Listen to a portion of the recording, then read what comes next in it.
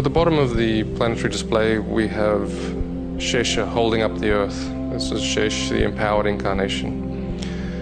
There we have Ananta speaking Bhagavatam to the 4 Kumaras, and above the 7 subterranean planets. Here we can see Jambudvip, the central island of Bhumandala, and Bharatvarsha is situated on the southern side of that. It's 8 other Varshas with Ilavrita Varsha in the center, various supporting mountains with large trees upon them, described in Srimad Bhagavatam. In the very center of Ilavrita Varsha is Mount Meru, a golden mountain. Atop Mount Meru are the cities of important demigods, Lord Brahma in the center, the 8 Dikpalas in the cardinal directions and sub-directions. Moving out, we can see the broader Bhumandala, 7 concentric islands and oceans surrounding them. The 7th of these islands is Pushkaradvip. On that island is Manasotra mountain, and on the mountain there's various cities of demigods such as Indra. Out further is Lokaloka mountain. These large elephants stand atop Lokaloka mountain to balance Bhumandala. Outside of Lokaloka mountain is Aloka Varsha, which is dark. The rays of the sun and the other luminaries extend up to Lokaloka mountain. On Manasotra mountain here on Pushkaradvip, the sun travels above this mountain at the southernmost point of its annual orbit. Above Bhumandala is Bhuvarloka, which is the residence of the Charanas, Siddhas, Yakshas, Gandharvas, and above there is Swargaloka, beginning from the sun and extending up to the pole star Dhruvaloka. This is the moving part of the planetary display. Here we can see the sun and the moon moving in their chariots. The chariots are being drawn by horses moving in the anti-clockwise direction, but they're traveling with the wheel of time, moving in the clockwise direction faster, so it looks as if they're moving backwards. Above them the zodiac of stars, more planets, and another realm of stars. So here we can see everything moving with the Kala Chakra, circumambulating the axis that connects Mount Meru with Dhruvaloka. Above these planets, we come to the planet of the 7 sages, the Saptarshi. You can see them here. They're commonly known as the Big Dipper, and then Dhruvaloka, the pole star. On the ocean of milk situated there, Kshirodakshaya Vishnu, who is the Paramatma within everyone's heart, he resides on Anantashesh. Moving up beyond there, we have Mahaloka, Janaloka, Tapaloka, and Satyaloka. In this video we haven't included many of the details for there, but on Mahaloka, Janaloka, Tapaloka we have residences of the Lord such as Lord Varaha, Lord Vamana, and so on. Here's Brahmaloka, and on Brahmaloka we also have a form of the Lord Garbhodakshaya Vishnu as the Sahasrashirsha Purush. Beyond there is the 7 coverings of the universe, earth, water, fire, etc. And outside of the universes is the abode of Lord Shiva, Shivaloka. There he resides eternally.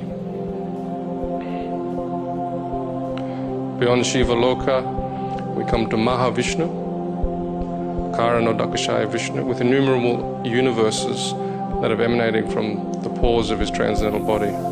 Here you can see him being served by Rama Devi. Then we come to the Brahmajyoti, the effulgence of the Lord's transcendental body. Penetrating through the Brahmajyoti, we come to the Vaikuntha planets. We're showing 24 planets of the Vaikuntha realm in this model.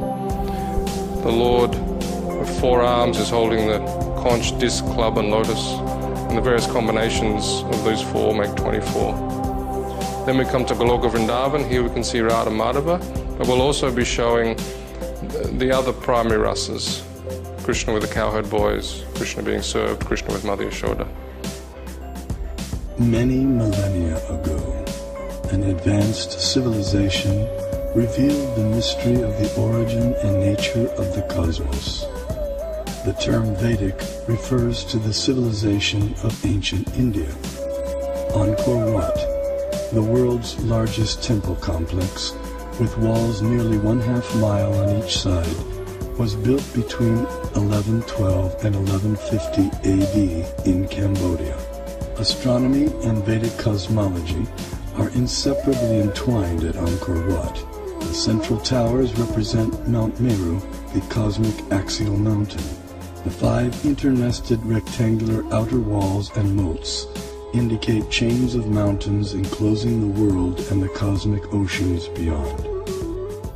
Science Journal noted that Angkor Wat had encoded precise calendrical, historical, and cosmological themes into the architectural plan for the temple. As many as 18 astronomical alignments have been identified within its walls. Rarely in history has any culture given rise to a structure that so elaborately and expansively incorporates its concept of the cosmos. Similar integration of cosmology and architecture is seen in the massive Indonesian temple at Borobudur.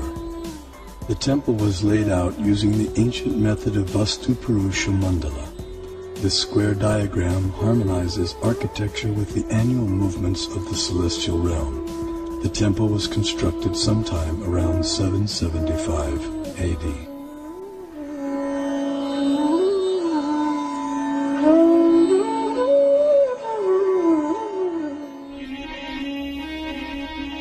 His Divine Grace A.C. Bhaktivedanta Swami, also known as Srila Prabhupada, author of 84 books on Vedic knowledge and founder of the International Society for Krishna Consciousness and the Bhaktivedanta Institute. He desired to erect the world's largest planetarium depicting Vedic cosmology through modern technology. He hoped that this gigantic virtual 3D animated model would give the contemporary world access to the Vedic cosmos.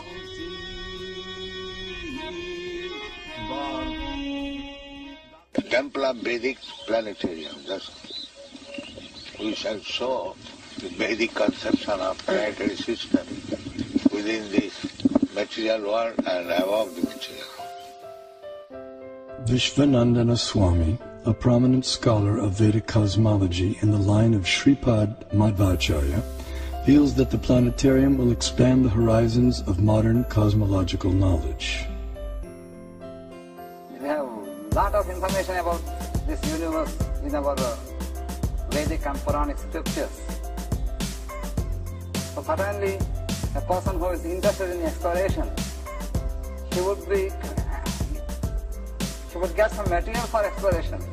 The planetarium had many different exhibits. I wanted some exhibits that would show, that would create this doubt in science that they don't have the proper explanation, and that the Bhagavatam has a better explanation. In the temple, and that it would show the Vedic cosmology. And I think later on he said that even if the scientists don't accept it, we don't care.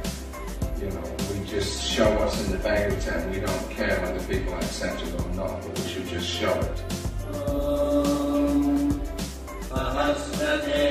The literature of that period contains a wealth of cosmological knowledge encoded in Sanskrit, arguably the world's oldest language.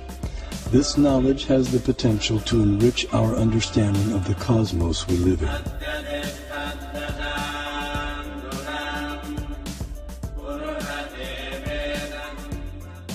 A fundamental principle of Vedic cosmology is the existence of a dual reality, material and non-material.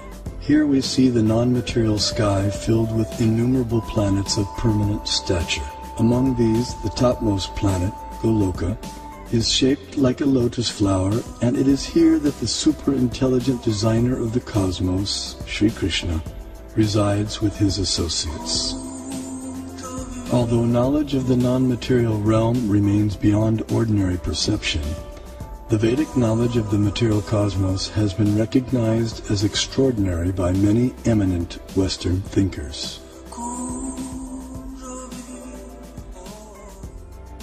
As in Hindu mythology, It is a continual dance of creation and destruction involving the whole cosmos, the basis of all existence and of all natural phenomena.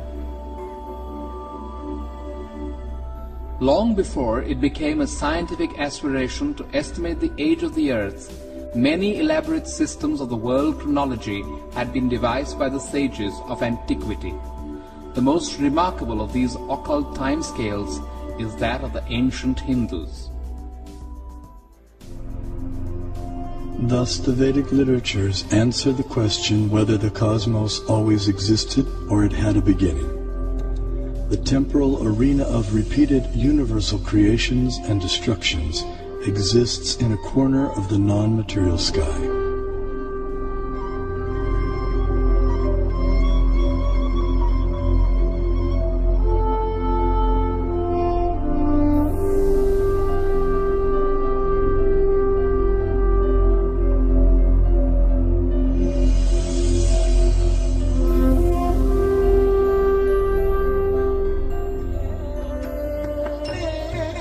This material nature, which is one of my energies, is working under my direction, O son of Kunti, producing all moving and non-moving beings.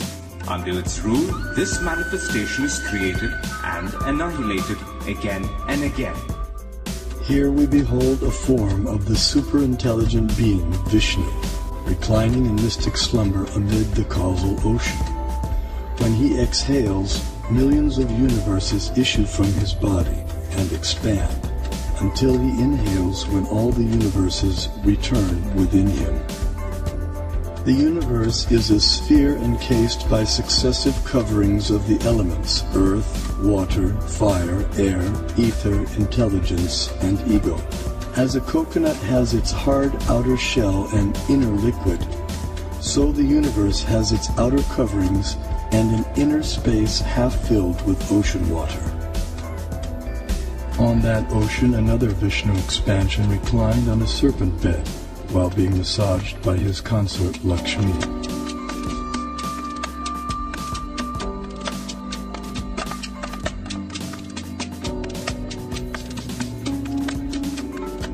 From his navel arose a lotus on which Brahma was born. Initially, the universe was pitch dark and Brahma engaged in meditation. Then he was empowered to create the universe. This account of creation may appear fantastic to some, but modern scientific theories also require fantastic leaps of faith to explain the origin of the universe. This is evident from the words of eminent physicist Stephen Hawking. Either we have failed to see 99% of the universe, or we are wrong about how the universe began. Vedic cosmology explains that the universe is made up of 14 vertically arranged planetary systems, or lokas. Each system resembles a galaxy and comprises stars, planets, and other celestial bodies. The topmost planetary system is Satyaloka, the abode of Brahma, which is at a height of 1.87 billion miles above Earth. Below this Satyaloka planetary system is the Tepaloka planetary system, the abode of the ascetics, which is at a height of nearly 1 billion miles above the Earth. Here the ascetics live in a solitary, serene environment conducive for yoga and meditation on transcendence. Their disciplined life of joyous austerity prepares them for returning back to the non-material world.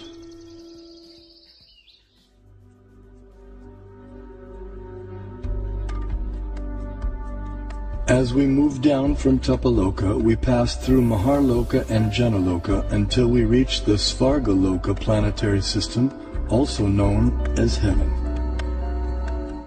The alignment of heavenly bodies around the pole star was elucidated by Srila Prabhupada in a letter.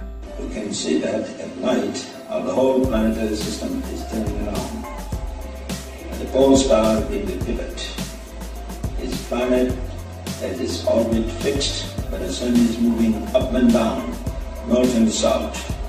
It is not that we shall accept the theory that the sun is fixed and others are all going around the sun. That is not correct.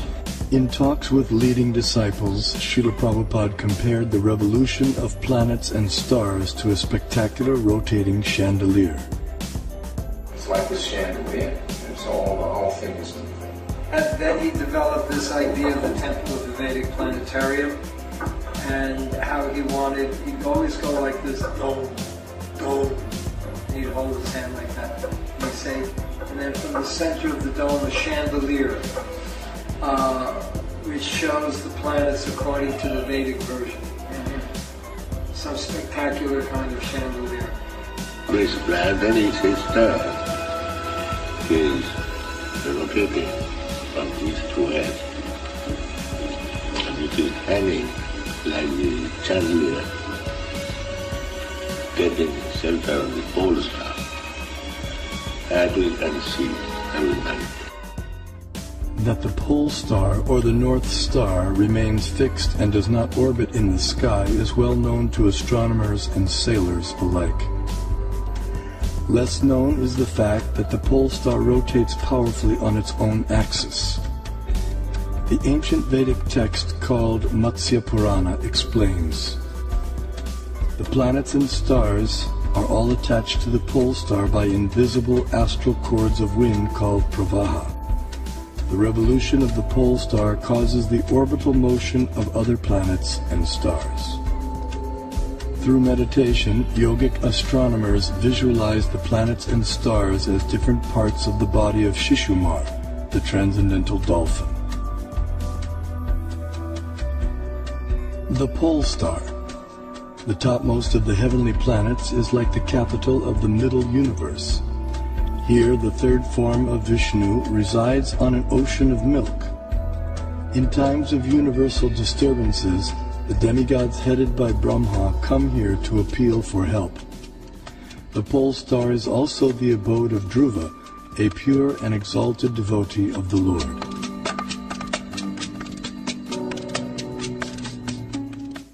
Now let's look at the workings of our solar system. The mainstream scientific notion has been to portray the solar system as heliocentric or sun-centered. In the Vedic geocentric model, the sun, planets, and constellations revolve around the Earth in an approximately 24-hour period. What may surprise many is that a geocentric or Earth-centered model is also capable of explaining the cosmic phenomenon with equal if not better accuracy, as is confirmed by many eminent scientists. Either CS could be used with equal justification.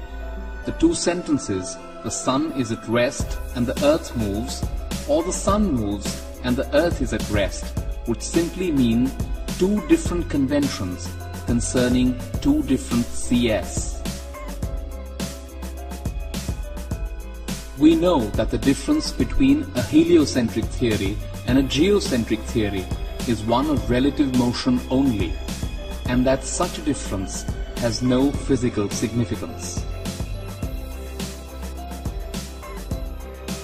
Obviously, it matters little if we think of the Earth as turning about on its axis, or if we view it at rest while the fixed stars revolve around it.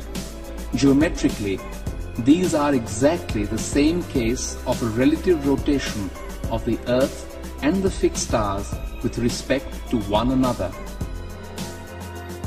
Although the heliocentric model has been widely propagated, it has never been proven.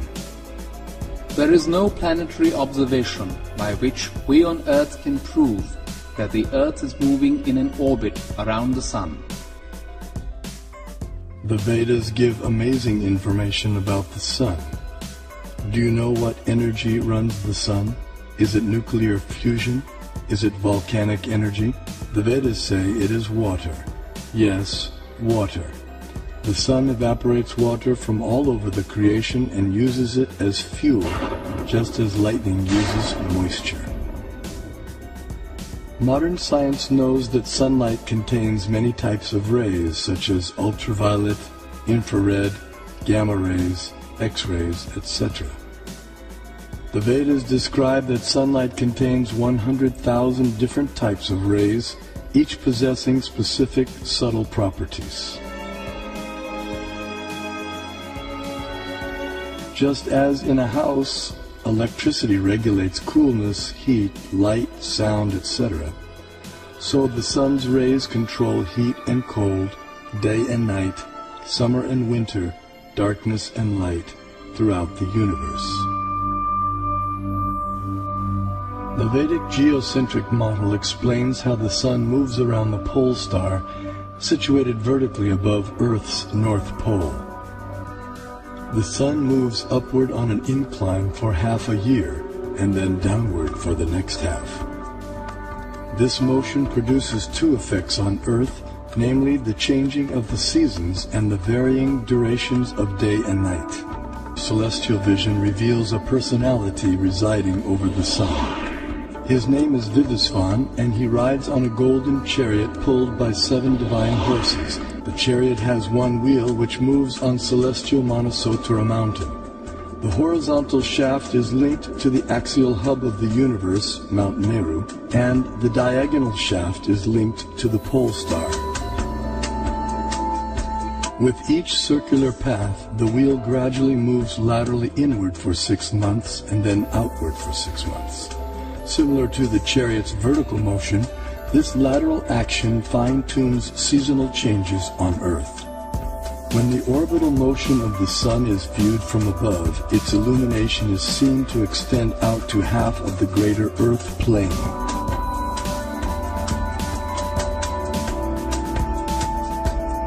During its orbit, the sun passes over the 4 cities situated in the 4 cardinal directions. The city over which the sun is passing experiences noon, and the city in the opposite direction experiences midnight. The 2 other cities experience sunrise and sunset. The zodiac is a conceptual celestial plate encompassing the entire sky. Like the face of a clock, the zodiac is divided into 12 divisions of 30 degrees each, called signs of the zodiac, or rashis. Each named according to the constellation of stars residing within them. These signs serve as a set of reference markers for measuring the movements of the moon, sun, and the planets. The zodiac completes one clockwise revolution of 360 degrees in every 24-hour period. The moon travels through the zodiac, but due to its slower angular velocity, it completes only about 347 degrees in 24 hours, falling behind by about 13 degrees. The day after the new moon day, we see one moon phase. The next day, the moon again completes 347 degrees, and we see the moon in its second phase.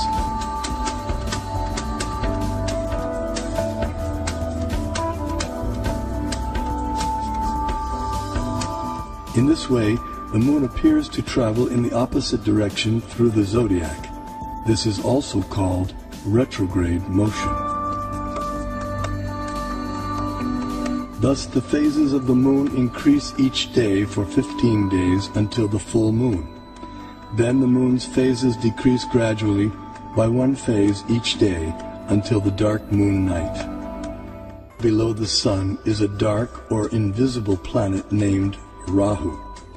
When this planet comes between Earth and the sun on the new moon day, or Amavasya, while the moon is in the same conjunction or straight line, a solar eclipse takes place. Similarly, when Rahu comes between the Earth and the moon on the full moon day, or Purnima, while the sun is in the same conjunction, a lunar eclipse takes place. This is seen by anyone on Earth who can see the moon. The eclipse is either full or partial depending on the movement of Rahu. At least 5,000 years ago, the Vedas were able to predict eclipses precisely. This science is still used today with the same extraordinary accuracy. Science is defined as systematized knowledge of things around us if we prove that Vedic cosmology is systematized knowledge, that would prove, in other words, scientific nature of Vedic cosmology. Modern cosmic science is only a few centuries old, whereas our Vedic cosmology is several thousands of years old. So the modern science certainly cannot be a base for ancient Vedic cosmology.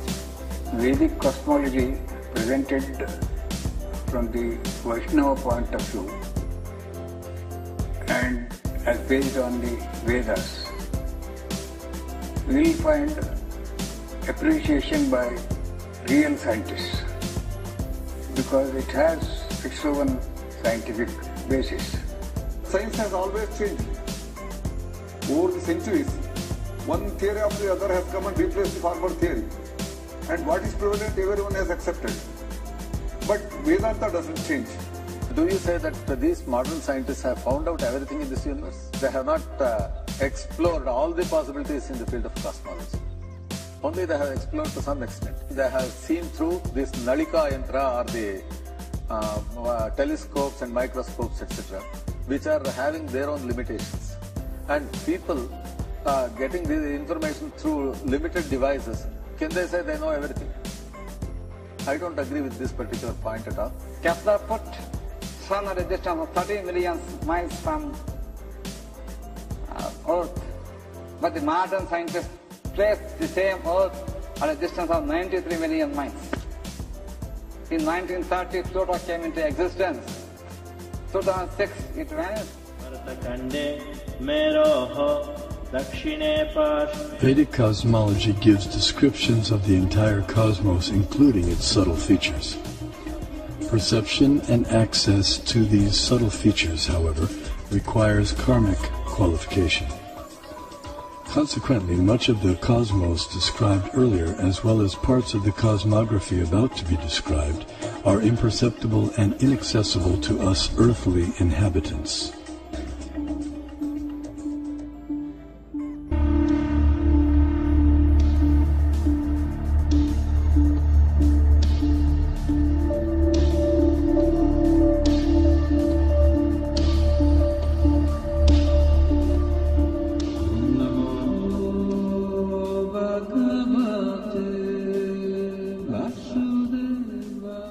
In Bharatvarsha, the famous mountains known as the Himalayas are tall and immovable.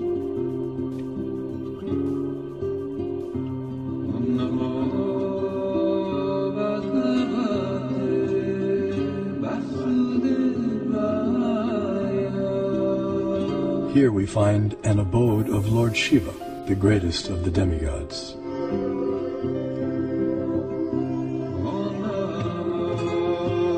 In the center of Jambudvip stands the most extraordinary divine golden mountain called Meru. Meru is shaped like an inverted cone, and it is the sporting place for the demigods. Around Meru are many supporting mountains called Kesara. On top of Mount Meru is a resort of Brahma called Manavati. The famous celestial river Ganges descends to the center of Manavati and then flows out into 4 directions. Surrounding Manavati in the 8 directions are the resort cities of the chief demigods. One of these cities is Amaravati, the resort of Indra, king of heaven. King Indra lives here in majestic opulence, attended to by musicians, dancers, and reciters. This is what you call as Brahmasavana, the place of the paradise. Knowledge of Meru and the cosmography of the greater earth has been preserved and taught carefully by learned scholars in the preceptorial line known as the Madhva Sampradaya.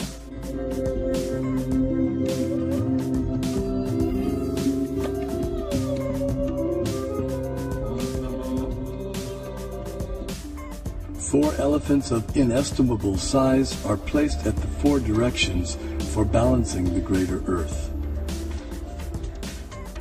Below the earthly planetary system are 7 subterranean realms named Atala, Vitala, Sutala, Talatala, Mahatala, Rasatala, and Patala, which do not receive sunlight and which are inhabited primarily by demoniac living entities. To reach the first one must go 80,000 miles downward through underground tunnels. At successive depths of 80,000 miles are the remaining 6 netherworlds, all of which are fully developed underground civilizations.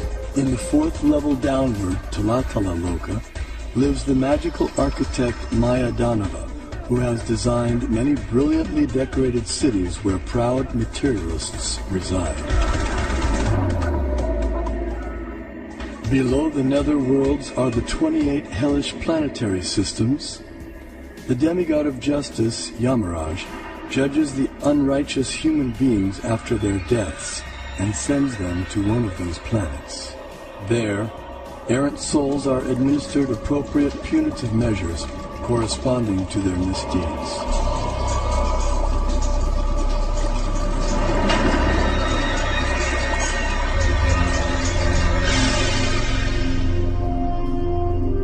The earthly and subterranean planetary systems rest upon one of the hoods of the gigantic divine serpent, Shesha.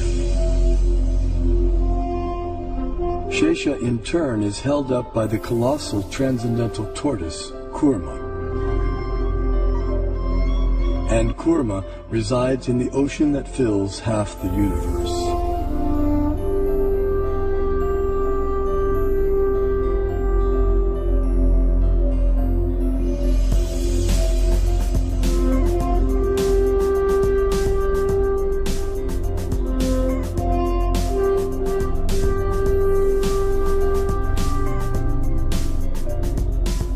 Vedic cosmological knowledge is revealed in 2 primary texts, namely the Puranas and the Jyotisha.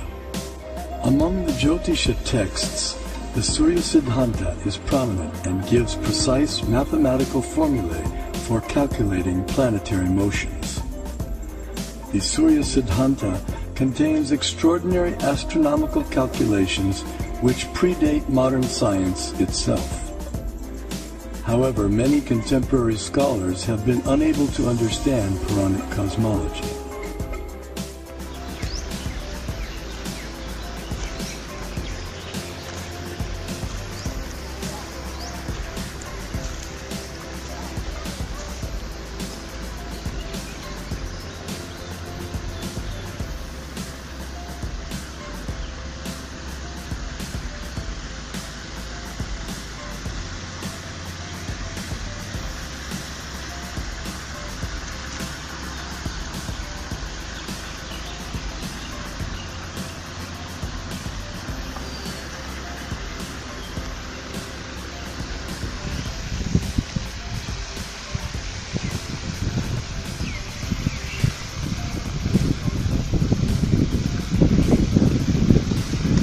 According to Thai cosmology, Sumeru Mountain is considered the pillar of the world as well as the center of the universe. The mountain, supported by Ananda fish, stays above the surface of the water. It is the residence of spirits ranging from deities in heaven to devils in hell. It's just like the Norse. Look at the Yggdrasil tree that goes up into heaven and down into hell. This is the same.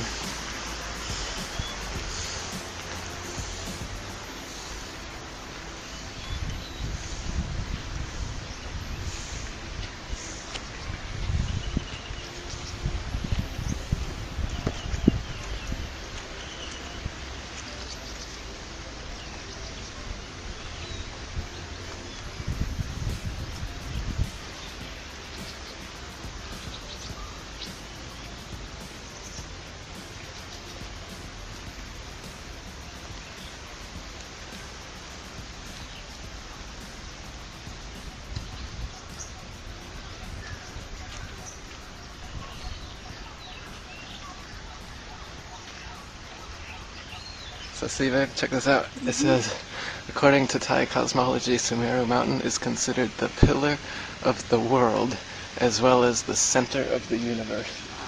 See, that's it. It's the North Pole. It's the magnetic mountain. In the middle, it's the center of the universe. So this is a geocentric cosmology that the Thais believed for thousands of years. So let's go across the bridge and see this mountain in the center of the universe.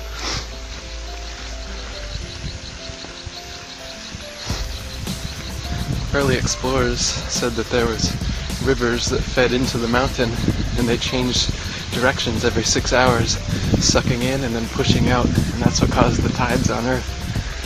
And so this big fish here could be representative of these rivers. They're like a whirlpool. They said it would suck the ships right into it, just like a whirlpool, and that the magnetic mountain was so powerful that it would pull the nails right out of the ships. This temple's very magnetic looking, coloration of it and everything. It's my first time here too, so I have no idea what we're looking at. See some of the artwork inside.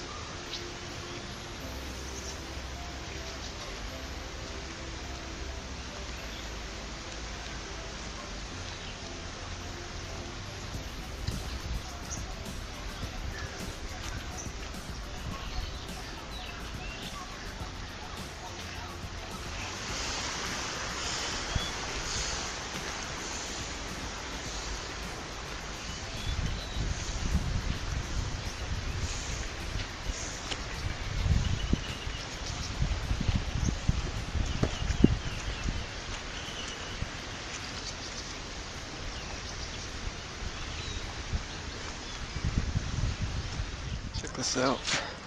So they've got flat Earth disk, Sumeru in the middle. It's a lot like the UN thing. Got Jambudweep down there. It's just like the Hindu cosmology. It talks about it down here. So you've got Sumeru there. Some other mountains, 7, 7. 4 continents on either side. It's right in the middle. Below is Hell, the demon world. Above it, you've got 6 heavens, all the way up to Nirvana. It's a lot like the Atlantean myth. It's comparing the actual physical world to the spiritual one with the 7 chakras. So you can be taken up high to heaven, or you can fall down. The 7 chakras down there.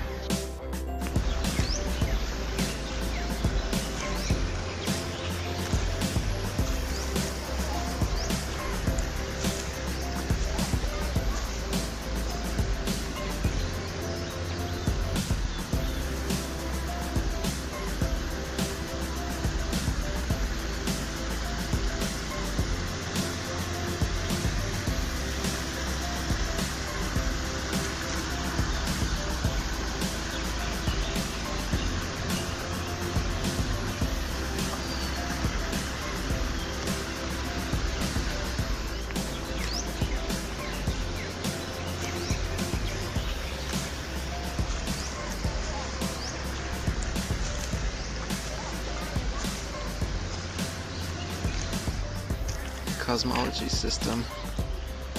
3 worlds. In the cosmology ideal of Hinduism and Buddhism, Sumeru Mountain is the core and center of Earth and universe, which should be supported by a gigantic fish. 4 continents and 4 oceans. It's just like the 4 rivers in Gerard Mercator's map. And Sumeru is the magnetic mountain in the middle. So it's not just Mercator saying this. This is well known for thousands of years. But nowadays, they tell us there's nothing but ice at the North Pole. Do you believe them? There are many cosmological traditions around the world which share important features of Bhagavata cosmology. These include a cosmic axial mountain or pillar, which is often identified with a local mountain, such as Mount Olympus in Greece.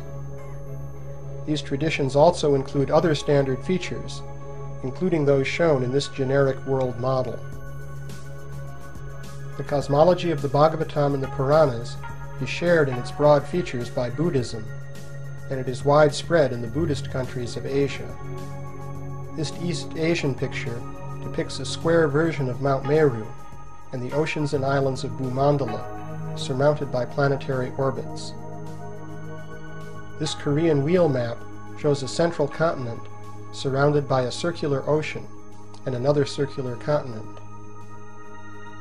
Joseph Needham, in his treatise on Chinese science, traces these wheel maps to India or Babylon. Here is a Babylonian wheel map. Wheel maps were also made in medieval Europe.